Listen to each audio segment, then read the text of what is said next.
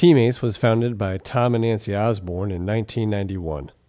The former Nebraska Huskers football coach saw how kids' environments were changing while recruiting players and saw a need for a positive influence in their lives. Your presence is enough. Osborne saw that kids were struggling with making decisions about drugs and alcohol and the messages being sent to young people. The Teammates Mentor Program was developed to help youth along the way to make tough decisions in their life. Mentors meet with their mentees for about an hour. It's 1 hour a week. So 1 hour of your time, can make that difference for a student. They can meet during school hours or after school. Kids from 3rd grade through high school are eligible to get a mentor through the Teammates program. 70 to 75% of the youth who have mentors with Teammates are from low-income families. Mentors are in that unique opportunity to say, well, what's right? And let's build on what's right and then help kids create a vision and for their future. But Teammates gets a wide spectrum of youth looking for a mentor. There are 10 times the amount of kids asking for mentors than there are mentors.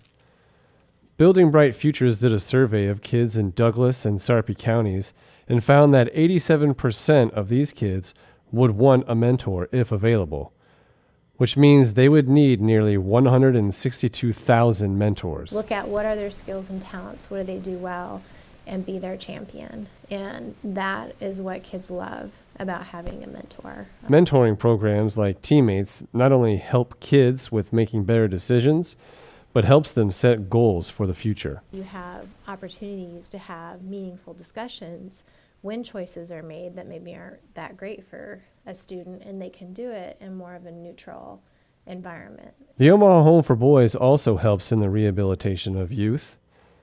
The Home is a community-based program that utilizes a behavior-based curriculum for at-risk youth.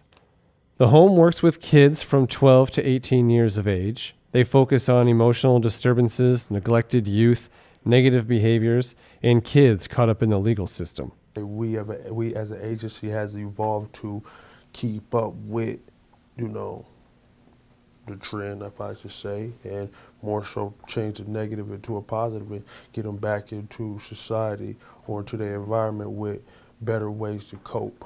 The program usually lasts about 3 to 12 months, but can be individualized based on what the youth needs. Lately, the kids, due to some of the things that's been going on out in the community, and just the things that are going on in the times in the generation, almost every kid treatment is individualized, so they are kind of being in a residential group home facility a little bit longer.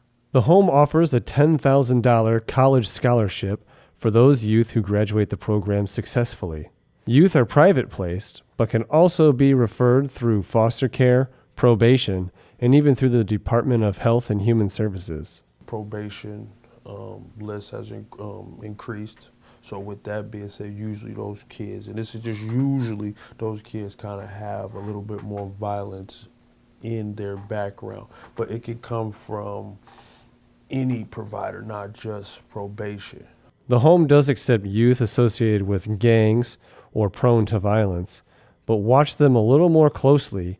But it seems that these kids are breaking the gang member stereotype. The stereotype is kind of wrong about gang mentality kids or the violence kid in Omaha, Nebraska. These kids actually need more nurturement, and they'll give it to you, but you have to understand they come from an environment of survival, so they're going to put you to the test, and a lot of adults fail that test. So when they do, you probably only get one chance. Because of programs like Teammates and places like the Omaha Home for Boys, youth are able to make better decisions and become better contributors to society later in life. For the Omaha News, I'm Paul Dobler. And now Michaela Lee will take a look at solutions and prevention to youth violence in Omaha.